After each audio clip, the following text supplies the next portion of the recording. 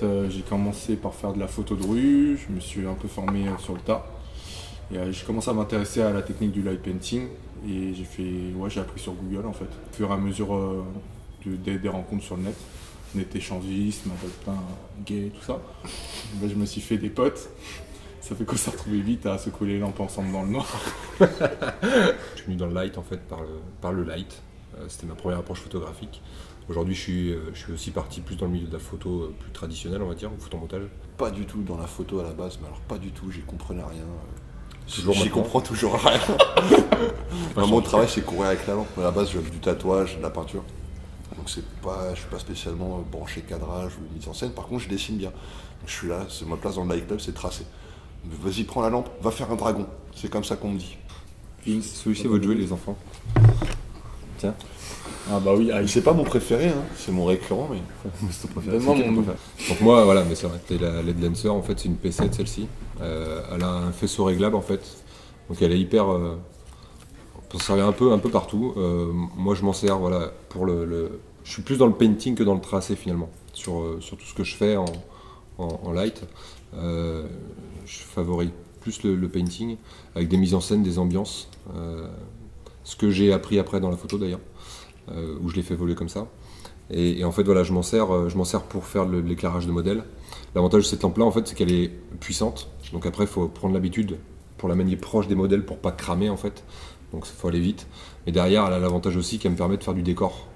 Tout ce qui est, voilà, si je suis en extérieur, elle va avoir une puissance assez forte. Même si j'ai un éclairage parasite autour avec des lampadaires, etc., je vais pouvoir quand même faire du painting et des photos assez complète techniquement au niveau du light, avec une seule lampe finalement. Mon préféré, c'est la petite traceuse comme ça. Je trouve que c'est chez Carrefour et tous les trucs comme ça. C'est une lampe porte-clés toute bête. Et en fait, c'est un peu l'équivalent du crayon HB pour le dessinateur. Juste avec ça, on peut tout faire. Après, tu peux tout faire, des bits, des cœurs, des écritures, ou un dragon de 15 mètres de long. C'est ça le truc. Après, il faut savoir quand même un peu dessiner, faire tracer. Après, je suis allé naturellement vers ça. Puis la grande, ça c'est génial. C'est un peu comme les pleins et des déliés, quoi. Tu vas besoin pour décider d'avoir quelque chose qui va remplir, quelque chose qui va contourer. Donc ouais, vraiment ça à la base. Et puis après, plusieurs couleurs et plusieurs intensités. Particulièrement celle-ci, ce modèle-là, parce qu'en fait, comme la LED est à l'extérieur, elle est visible même quand tu n'es pas bien en face. La plupart des petites lampes, en fait, il faut être toujours centré vers l'objectif. Mais si tu vas bifurquer un peu, on la verra plus. C'est aussi l'avantage, c'est que même si tu écris mal, on peut te voir bien pratiquement avec. Donc moi, mon joujou favori, c'est le néon flexible, parce que dans ma façon de photographier, en fait, j'utilise souvent mes modèles comme silhouette. Je fais souvent des cadrages assez loin, ou mon sujet assez loin. Et c'est ma façon de cadrer, c'est ma façon de travailler. Donc la fumée, finalement, ça s'est imposé naturellement parce que je sais pas dessiner. J'ai jamais su dessiner. Et malgré ça, la fumée, tu peux vite faire des ambiances, conduire l'œil, faire des tracés au sol, des choses comme ça. Donc moi, comme je suis assez bricoleur, je les double souvent. Donc je fais des panachés de couleurs, je mets des doubleurs, tout ça, des connectiques. Et pareil, par exemple, pour la lampe qu'expliquait Nico tout à l'heure, je peux faire la récup dans les poubelles et foutre du tout transparent, mettre des gélatines. Je fais aussi pas mal de choses soudées avec des néons, avec des LED, des rubans de LED RGB, avec des boîtiers de contrôle et tout, des choses asservies. Sur certains shootings, moi j'avais carrément des boîtiers télécommandés. Comme le rouge qu'on a fait tout à l'heure en fond, en fait, je pose toutes mes lumières et je les gère à la télécommande pour le temps de pause, pour la couleur. Donc ouais, je suis un peu le geek du matos en fait.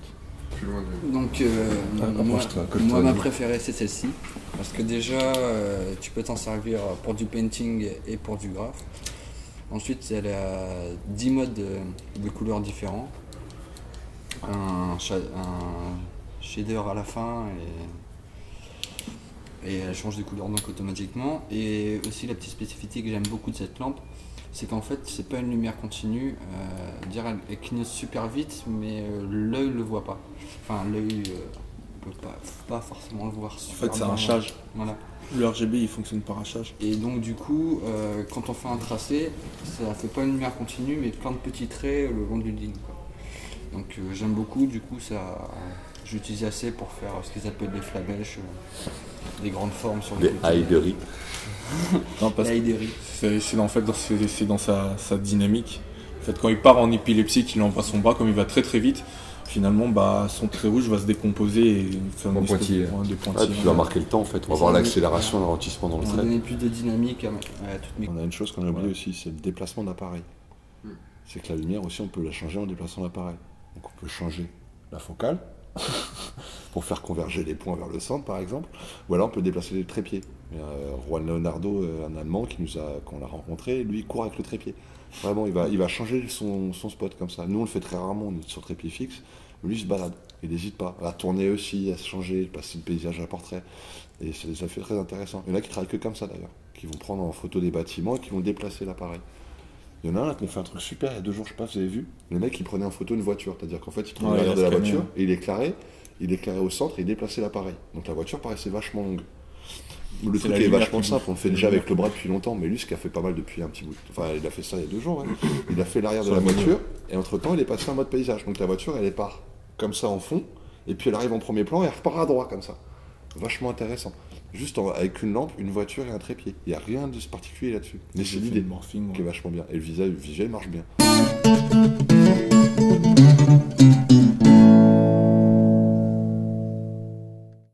Non. Ça va pas marcher comme ça, alors je vais chercher autre chose. Du coup, ça me donne l'occasion de ressortir mon Dremel.